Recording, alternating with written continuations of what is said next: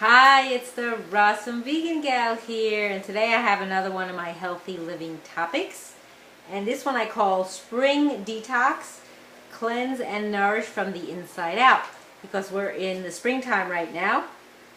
So now is as good a time as ever to do some spring cleaning. Now you may do spring cleaning in your home, in the interior home, in the exterior garden, but also we need to think about what we need to do for our own kind of home, what exists inside of us. So now that the cold weather is over, it's a good time to do this. Now the body, this is taken from, from an article that I found in the Better Nutrition magazine from March 2016. So it says here the body does an amazing job of detoxifying itself, but the amount of toxins we're exposed to on a daily basis has increased over the year. We have more plastic in the world. So more goes into our body. We have to get rid of more stuff. So here in this article, they give some really good ways to support your main detoxification pathways so that you could, nourish yourself and kind of clean out the excess, so to speak. So one thing they recommend for your liver is milk thistle, if you've never heard of milk thistle. This is a picture of what it looks like in nature, this picture right here. But you could also get milk thistle seeds, that's what I've done, and take them and grind them up. So this well-known plant has been used for 2,000 years to cleanse and support the body. Its active substance is called silymarin, I don't know if I'm pronouncing it right, S-I-L-Y-M-A-R-I-N, which is found in the seeds. So that's what I use, the milk thistle seeds. Studies have shown that milk thistle not only supports the liver, but actually rejuvenates it. It's a potent antioxidant and has anti-inflammatory properties, and has been proven to repair and grow new liver cells. So that's pretty amazing. So maybe it's time to go out and get some of the milk thistle seeds and grind them up and put them in your food. The liver has hundreds of jobs to perform, and one very important one is to remove toxins and waste from the blood. So there you go. Adding milk thistle to your supplement regimen will support the cleansing process, which gives you added benefit of glowing skin. Now they also recommend a product. I prefer to use the whole food form, so if you can get the milk thistle seeds, if they have them in your health food store, or try to get them online, that would be a good thing to do. Next thing they talk about is chlorella for cleansing. So it's a blue-green algae, and it's clearly stood the test of time. And it's a single-celled structure, and has a high content of chlorophyll that gives its unique ability to nourish the body while absorbing very small particles. It's more than a superfood. It actually binds heavy metals, toxins, and pesticides and carries them out of the body. So that's what we want. We want to remove the stuff that's building up, that's toxic in our body. So that's a good way to do it. And you can get chlorella as a powder. There's actually a company called Health Force that sells a product called Chlorella Mana, and I will have a link below to that as well. It can also be taken in a capsule form or mixed into a smoothie. And they also mention to add cilantro for an effect. Now cilantro, in case you don't know, is actually also a heavy metal detoxifier. And the seed form will be coriander. Next thing they mention is glutathione, which is a molecule made of 3 amino acids, cysteine, glycine, and glutamine, along with a sulfur group that enables it to bind to free radicals and toxins. A potent antioxidant produced by the body to aid in the liver detoxification process, the glutathione can become depleted due to overwhelming toxic burden. So there's a supplement called N-acetylcysteine, or NAC, which is an amino acid precursor that can stimulate glutathione synthesis. Now, I'm not a big proponent of supplements, so if you want to search out for a good quality one, you can do that. Next thing I mentioned is probiotics. Now, I'm a big believer in probiotics. If you've watched any of my videos on my channel, I've done quite an extensive amount of videos on different things, including sauerkrauts, kimchis, coconut water, kefir, making your own coconut yogurt, ways that you can incorporate probiotics. Also tiger nut, which is a prebiotic. So there's a lot of different options out there. So you could also, just do a search on my channel. I might include a few links to some of the other videos you can check out. So a healthy digestive system plays a vital function in eliminating waste, optimizing nutrients, balancing immune function, and improving mood. And in the Journal of Nature Reviews Immunology, which published a study in 2009, revealed an association between disturbances in gut flora and impaired immune response. So that's something to consider. So how do we keep our bacteria balanced, which I just said the products, what they mentioned here. Also things like yogurt, kefir, also miso, other fermented foods.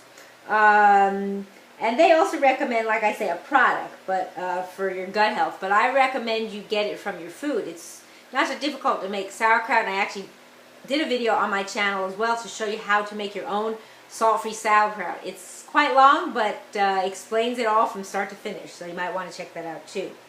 Another thing is to move your lymph. It's a key component of immune health. The lymphatic system is a network of 600 nodes and glands that help remove toxins and waste. And there are common lymph-loving herbs you can include, including red clover, burdock root, calendula. Also, dry skin brushing could help stimulate the lymphatic system. So you do that before you take a shower. You always start from the bottom up. You go in circular motions towards the heart, and then you go down the arms at the end. Brush your skin, and like it says, you're in upward circular motion. It's also improves circulation and removes dead skin cells. Like they say here, again, beginning at your feet, before moving to your torso, and from your hand to your chest in the same direction that your lymph actually flows. Next thing is eating detoxifying foods. That also helps as well. Food, they say, is the best medicine. Artichoke, if you've never had artichoke, it's a tasteful veggie that contains a phytonutrient called cynarin, which stimulates the production of bile and hence improves digestion.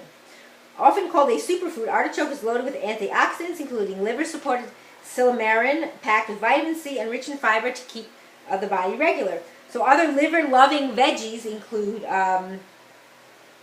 let's see, they mentioned artichoke, broccoli, onions, beets, and cabbage. So those are good for the liver. To infuse extra detox-supporting flavor, you might want to also add garlic, cilantro, parsley, cinnamon, basil, and turmeric. Maintain regularity by drinking water throughout the day, and also eating fiber-rich foods like apples, almonds, peas, and lentils. Another thing that's good for you to de-stress a little is to take a break from your technology. Now, if you observe the Sabbath, I do, we have a break between Friday night and Saturday night where there's no technology, so that's a really good thing. To incorporate that into your life, pick a day, start with even a few hours to do that, and try to increase it more. So, like it says here, can you think of the last time you turned off your cell phone or put away your computer for an entire day? Set a day each week to unplug and engage in a relaxing activity to melt away the stress. You can take a bath infused with lavender, meditate, read a book, create art to renew your mind and revive your senses. So get away from all this technology and do something that's stimulating, you know, also crossword puzzles, going out in nature, exploring that, different things like that would be helpful. And it says here, if going cold turkey from technology isn't an option, try ending your computer time 2 hours before bed. Artificial computer light can reduce your body's level of melatonin. You might not have known that, which is an important hormone for sleep and also for boosting your immune system and anti-cancer as well.